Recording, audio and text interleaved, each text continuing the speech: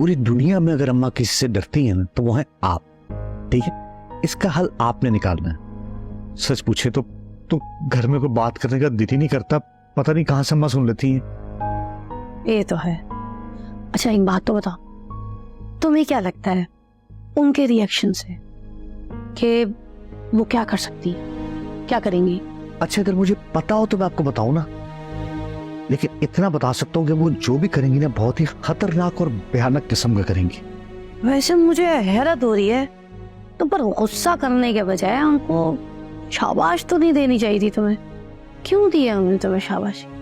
वैसे एक बात है, जो भी इरादा है ना उनका है खतरनाक, इस वजह से कि अब्बा जी को भी वो ऑलरेडी धमकी लगा चुकी है। यही तो मैं कह रहा हूँ, कुछ समझ नहीं आ रही क्या चल रहा है, क्या होगा। मैंने अम्मा जी को भी कह दिया है, जो भी करना है ना सोच समझ के कर। वो ऐसे नहीं समझेंगी। थे बहुत पहले सोचनी थी ना, तो कोई ऑर्डर की नहीं मिली थी। ये प्यार है, व्यापार नहीं है जो अपनी मर्जी से करता फिरूं मैं। अच्छा